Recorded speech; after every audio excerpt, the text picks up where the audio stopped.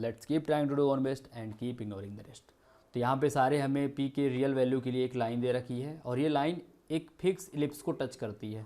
ठीक, अगर इलिप्स नहीं दे रखा तो अपन स्टैंडर्ड मान लेते हैं उसको, कौन सा, x square upon a square plus y square upon b square equal to 1। अब हमें पता है ये जो इलिप्स होता है इसकी एक्सिस रियल एक्सिस होती है। यहाँ पे क्वेश्चन में दिया नहीं है वैसे, लेकिन हम कुछ नहीं दिया तो हम ये स्टैंडर्ड ले सकते हैं, है ना। नहीं तो ऐसे मेंशन करना चाहिए था कि रियल एक्सिस है उसकी, तो वो ये आ जाता। तो अपन ये मान लेते हैं। ठीक, अब हमें पता है तो हमें क्या क्या निकालना है, हमें इसेंट्रिसिटी ऑफ इलिप्स निकालनी है, product of perpendicular from focus on any tangent निकालना है। ठीक है, locus of theta perpendicular from focus on to any tangent. ये जो क्वेश्चन है सारे के सारे एक एक करके, सब एक साथ नहीं पढ़ेगी, आप कन्फ्यूज हो जाओ, एक एक करते हैं फिर पढ़ के ऑप्शन निकालते हैं। ठीक है, पहले एक एक करते हैं फिर पढ़ते हैं फिर ऑप्शन निकालते हैं। तो यहाँ पे पहले तो ये इन्फॉर्मेशन दी है, तो एक काम करते हैं, हम अपने इस इलिप्स की टेंजेंट लिख देते हैं। टेंजेंट क्या होती है, y equal to m x, और यहाँ पे आता है c, और हमें पता है सी स्क्वायर का वैल्यू कितना आता है, A square M square plus B square होता है।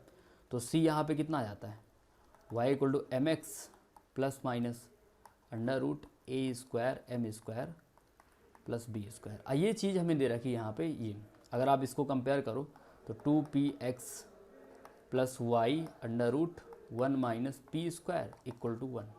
ये मुझे क्या दे रखा है, ये मेरी टेंजेंट और ये दोनों सेम है, तो इसको भी इस फॉर्म में चेंज कर लेते हैं। तो यहाँ से अगर मैं y निकालूँ तो y इक्वल टू कितना आ जाएगा बताओ, ये चीज़ इधर ही रखते हैं, बाकी उधर ले सकते हैं। तो minus 2p upon under root 1 minus p square. ये चीज़ देखो उधर गई तो माइनस 2p हो गई, x plus 1 upon under root 1 minus p square. सही बात है। तो अगले पेज में ले लेता हूँ मैं इसको। ठीक है, तो यहाँ पे हम देखें अगर हम, तो अपना क्या आ गया, अपना आ चुका है यहाँ पे जो टेंजेंट हमें दी हुई है, देखो ये है ये वाली। ठीक, इसको हमने उस फॉर्म में चेंज कर दिया, y equal to m x plus minus under root a square M square plus B square. ये तो अपना इलिप्स के लिए है, और जो टेंजेंट आई अपनी ये इस फॉर्म में आ चुकी है यहाँ पे। ठीक, तो अपना टेंजेंट की इक्वेशन जो दे रखी है वो कितनी, y इक्वल टू कितना आया था, minus 2p upon under root 1 minus p square into x. ठीक, और क्या आया साथ में, plus 1 upon under root 1 minus p square. अब हम दोनों को क्या करते हैं, कंपेयर कर देते हैं। अगर मैं दोनों कंपेयर कर दूं, ठीक, तो मुझे दिख रहा है कि m का वैल्यू कितना आ गया मेरा, minus 2p upon under root 1 minus p square. और यहाँ पे अगर मैं देखूँ तो कांस्टेंट टर्म, तो स्क्वायर अगर हम कर दें उसका, मतलब सी स्क्वायर सीधा ही निकाल दें, तो सी स्क्वायर का वैल्यू कितना आ गया, 1 माइनस पी स्क्वायर। और अपने हिसाब से क्या होता है ये, A square M square plus B square. एक काम करते हैं, इन सबको रिलेट करने के लिए m का वैल्यू यहाँ पे डाल देते हैं इस वाले में। तो मुझे क्या मिल जाएगा, सी स्क्वायर वाला 1 upon 1 minus p square equal to a square तो है ही है, एम स्क्वायर का वैल्यू कितना है, 4p square upon 1 minus p square. M square का वैल्यू, क्योंकि m का वैल्यू ये है तो एम स्क्वायर का वैल्यू ये प्लस बी स्क्वायर। इसको थोड़ा सिंप्लीफाई करते हैं अपन, तो 1 अपॉन 1 माइनस पी स्क्वायर। ठीक है, ये कितना हो जाएगा, 4a square p square plus B square into 1 minus p square. ठीक, और नीचे अगर आप देखो तो 1 माइनस पी स्क्वायर है। अब जो क्वेश्चन दे रखा है उसमें p का वैल्यू -1 से 1 है ना, तो p 1 तो है नहीं, तो इस चीज़ को दोनों जगह से हम काट सकते हैं। सही बात है। और यहाँ पे देखो क्या आ जाएगा, 1 इक्वल टू, एक बार ओपन करके देखते हैं, तो 4a square p square plus B square minus b square p square. यहाँ पे अपना p वेरिएबल है अगर देखा जाए तो। ठीक है, तो इसको p के वेरिएबल के फॉर्म में अगर हम लिखें तो ये इक्वेशन मेरी क्या आ जाएगी बताओ, ये देखो आ जाएगी 4a square minus b square into p square plus, यहाँ पे देखो 4a square minus b square into p square ये रहा, plus B square minus 1 equal to 0। तो एक बार फिर से लिख देते हैं, अपना आ चुका है 4a square minus b square into p square, यहाँ पे अगर हम देखें तो प्लस बी स्क्वायर माइनस 1 का वैल्यू 0 आ चुका है। अब ये बोला है कि ये अब एक जो रिलेशन है ये हमेशा ही सही होना चाहिए, मतलब ये हमेशा ही सेटिस्फाई होना चाहिए। जो m की वैल्यू है ये इस वाली इक्वेशन को हमेशा सेटिस्फाई करना चाहिए फॉर ऑल p, है ना। तो मतलब जो, क्योंकि सारी रियल वैल्यू के लिए ये लाइन अपनी क्या थी, टेंजेंट थी, तो ये रिलेशन हमेशा ही वैलिड होना चाहिए। मतलब हमने जो m की वैल्यू डाली इसमें वो हमेशा ही इसको सेटिस्फाई करना चाहिए।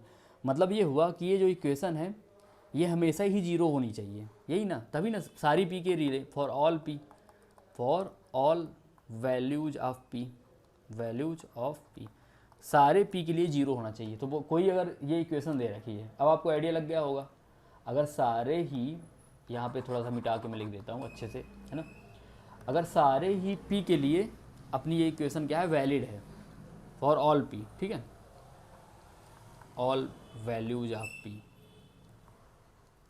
के लिए जीरो है, तो यहाँ पे ये भी अगर जीरो हो जाए, ये भी जीरो हो जाए और ये भी जीरो हो जाए, तो हमेशा ही जीरो हो जाएगा, सही बात है ना। तो मतलब क्या हो जाए, 4a² माइनस b² भी जीरो हो जाए और b² माइनस 1 भी जीरो हो जाए। यहाँ से b कितना आएगा, +-1, लेकिन हम प्लस लेंगे क्योंकि b क्या है, b वो लेंथ, ये क्या होती है लेंथ ऑफ सेमी माइनर या मेजर एक्सिस हो सकती है, अभी तो पता चलेगा कि यहाँ पे क्या आता है। तो 4a² minus b² equal to 0, तो b का वैल्यू यहाँ पे डाल दें, तो a² इक्वल टू कितना 1/4, तो a कितना आ गया +-1/2, तो हम क्या लेंगे a यहाँ पे 1/2। तो इसमें अगर आप देखो तो a का वैल्यू b से कम हो गया है ना, तो इलिप्स इस तरीके वाला होगा, ऐसा वाला होगा, सही बात है, क्योंकि a का वैल्यू कम हो गया यहाँ पे, तो इस तरह का इलिप्स होगा, ये हमें जानकारी मिल गई। अब अगर इलिप्स अपना ऐसा आ गया तो इसकी थोड़ी थोड़ी इन्फॉर्मेशन देखो क्या क्या आ गई। इसकी फोकस यहाँ पे होंगी, एक होगी s और दूसरी होगी s', सही बात है ना। हमें इसेंट्रिसिटी चाहिए, तो अगर e क्या होता है √1 माइनस b² तो a² हो जाता है जब a अपना छोटा हो जाए b से। अब यहाँ पे वैल्यू डाल देते हैं अपन, तो 1, a का वैल्यू अपना कितना आया था, a का वैल्यू आ गया 1/2, तो 1/4, और b का वैल्यू 1 है, कोई फर्क नहीं पड़ेगा, तो कितना आ गया, 4 में से गए 3, तो √3/4 मतलब √3/2, तो e का वैल्यू आ गया √3/2, ठीक है। अब आते हैं क्वेश्चन पे, तो क्वेश्चन अपना क्या था आप देखो, तो इसेंट्रिसिटी यानी p का ऑप्शन आ जाएगा 3, तो p का अपना हो जाएगा, इस वाले का ऑप्शन हो जाएगा 3, ठीक है। इसका ऑप्शन कौन सा हो जाएगा, अगर मैं कलर चेंज करके बताता, यहाँ पे ब्लैक कर दें, ग्रीन कर दें, ये कर देते हैं चलो, तो p का अपना ये वाला ऑप्शन आ गया, ये है ये, हाँ, इसका ऑप्शन कौन सा आ गया बताओ, 3, तो ऑप्शन देख लेते हैं, तो ये वाला d वाला तो कट गया पूरा, है ना, d वाला कट गया, अब 3 3 3 इन तीनों में है। अब आते हैं दूसरे ऑप्शन पे, q पे आते हैं, product of perpendicular from focus on any tangent, मतलब इसमें पूछा है, ये बताता हूँ मैं, product of perpendicular from any tangent, तो किसी भी टेंजेंट पर अगर आप कोई भी टेंजेंट यहाँ पे बनाओ, टेंजेंट आप कोई भी बनाओ, ठीक है, जब हम कोई टेंजेंट बनाते हैं और इस पर परपेंडिकुलर डालते हैं, यहाँ पे ये कोई टेंजेंट है, तो अगर मान लो यहाँ पे मैं s, यहाँ पे p और यहाँ पे कुछ टेंजेंट यहाँ पे q डालूँ, ये परपेंडिकुलर sp इंटू SQ, तो sp इंटू SQ, तो sp इंटू SQ होता है a², sp SQ क्या होता है a² होता है यहाँ पे, लेकिन ये यहाँ पे उल्टा हो गया, तो यहाँ पे sp SQ क्या हो जाएगा इस सिचुएशन में b², क्योंकि यहाँ पे a क्या है b है, तो इस सिचुएशन में ये हो जाएगा। अब b का वैल्यू कितना आया था 1, तो sp SQ कितना हो जाएगा 1 हो जाएगा, तो इसीलिए 1 आना चाहिए, मतलब सेकंड जो अपना है q का ऑप्शन 1 आना चाहिए, तो q का 2 आना चाहिए, तो इसका आंसर q वाले का क्या आना चाहिए 2 आना चाहिए, तो q का अपन 2 कर देते हैं, तो इसका तो अपना हो गया कौन सा 2, तो q का 2 देखो किसमें है, इसमें है, इसमें है, तो ऑप्शन ए तो कंफर्म हो गया, लेकिन बाकी ऑप्शन भी मैं निकलवा देता हूँ। आर वाला पढ़ते हैं, locus of feet of perpendicular from focus on to any tangent is a circle of diameter, मतलब ये बोला है locus of feet on circle on any tangent, तो किसी भी टेंजेंट पर फूट ऑफ परपेंडिकुलर का लोकस एक सर्किल है जिसका डायमीटर पूछा है।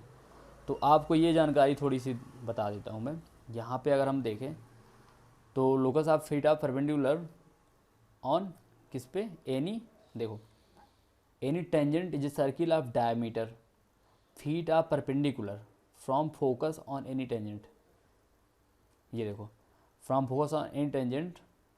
अब इसमें फीट ऑफ परपेंडिकुलर का इसका लोकस निकालना है, ठीक है, तो जो इसका लोकस आता है इस चीज़ का, एक सर्किल आता है जिसका डायमीटर पता है क्या होता है, डायमीटर होता है SN1 इंटू S'(N2), SN', ये इसके डायमीटर की वैल्यू, डायमीटर इतना आता है SN और SN', और ये अपने आप में किसके बराबर होता है, इसको जब हम सॉल्व करते हैं, आप इसमें लोकस, इसमें कोई h के मान के जब आप रिलेशन निकालोगे तो ये वैल्यू आती है b² के इक्वल, ठीक है।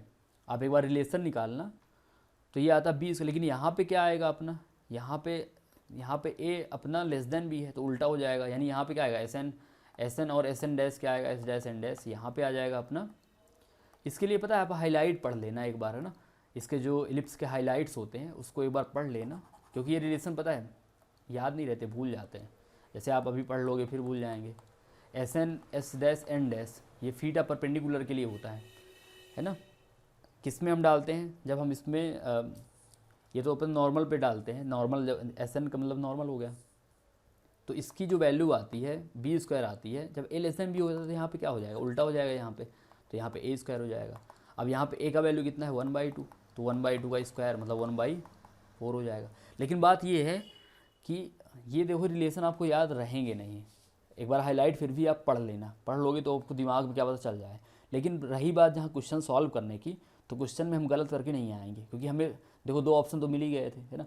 तो आर का अपना कौन सा मिल गया, आर का अपना ऑप्शन आ गया कौन सा 1/4, तो 1/4, तो 1/4 के लिए कौन सा ऑप्शन हो जाएगा, मतलब अपना कितना आ गया, देखो ये आ गया अपना बी स्क्वायर के इक्वल। तो यहाँ पे बी अपना कितना आया था, अच्छा बी की जगह यहाँ पे क्या आ जाएगा ए स्क्वायर, क्योंकि ए वो है तो ए स्क्वायर। अब ए कितना था 1/2, तो 1/2 का स्क्वायर मतलब 1/4, तो इसलिए इसका ऑप्शन कौन सा हो जाएगा 1/4। समझ में आ गया ना।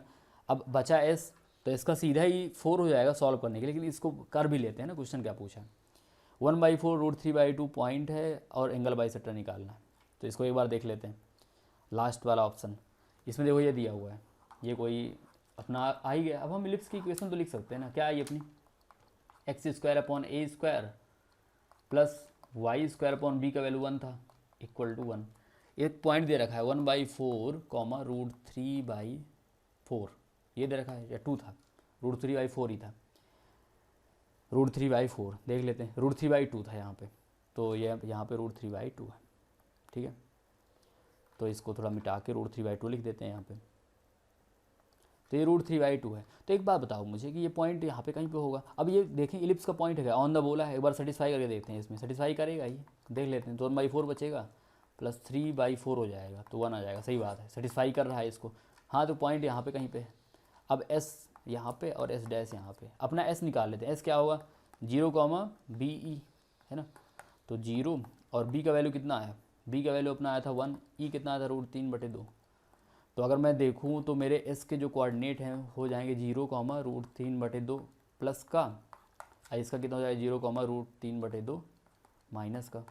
पी हमें पता ही है, पी अपने को कितना पता है 1/4 √3/2। तो हमें क्या क्या पता चल गया, हमें एक इलिप्स पता है, ऐसा ये इलिप्स है, ये पॉइंट पता है, ये अपना है ये एस, और यहाँ पे कहीं पे एस डैश। तो हमें ये वाला देखो एस डैश, हमें ये वाली जो लाइंस हैं, ये दोनों लाइनें हैं, इन दोनों का बाइसेक्टर कहीं पे जा रहा होगा ऐसे, ठीक। हमें इसका स्लोप चाहिए, तो इसका स्लोप अपन m ले लेते हैं। अब ये पॉइंट हमें पता है कितना आया था 1/4 और √3/2।